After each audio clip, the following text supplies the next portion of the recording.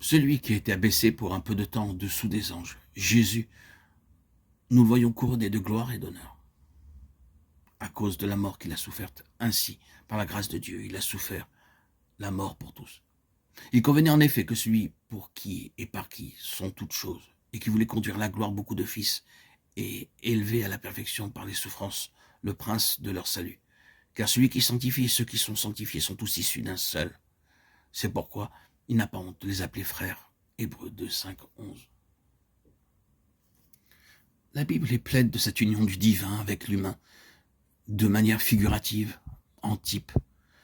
Vous avez cela dans la typologie du chérubin et dans celle de l'arche du témoignage. C'est du bois commun du désert, recouvert avec de l'or. Vous avez cela sous de nombreuses formes. Dieu témoigne, car c'est un des aspects de l'arche du témoignage. Il témoigne que depuis la gloire, il a jeté son dévolu sur l'humanité et qu'il veut l'amener dans le lieu très saint, où elle doit demeurer à jamais. La dernière image que nous avons de l'arche du témoignage, c'est celle du lieu très saint dans le temple, quand les barres qui servaient à la porter ont été retirées. Elle est là pour toujours en présence de Dieu. Son voyage est terminé, elle est couronnée avec la gloire et l'honneur.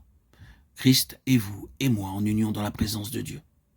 Je dis que c'est le centre de tout le reste. Et si vous et moi avons besoin, comme je l'ai dit, d'assurance et de confiance, souvenons-nous que Dieu a établi une alliance d'amour avec nous pour faire cela. Voulons-nous que quelque chose d'autre pour nous donner une plus grande confiance, une plus profonde assurance, et un plus grand espoir que cette alliance d'amour dans laquelle Dieu nous a fait entrer?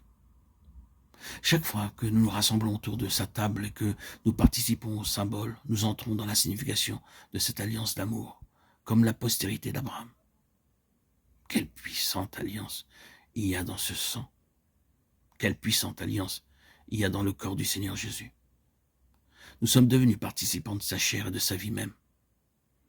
C'est une alliance d'amour. Quelle assurance! Cela devrait nous apporter quelle force pour progresser. Car si nous n'avons pas cette assurance et cette espérance, combien nous devenons lents pour aller de l'avant, combien il est difficile de maintenir une attitude de progrès en gardant le cap.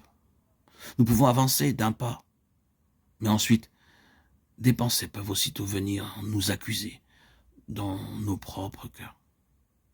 L'ennemi vient à cause d'une certaine chose qui est en nous, et nous nous retrouvons 2 pas en arrière. Un peu de progrès puis un peu de repos, pour nous retrouver ensuite là où nous étions partis, à cause de l'incertitude qui se dégage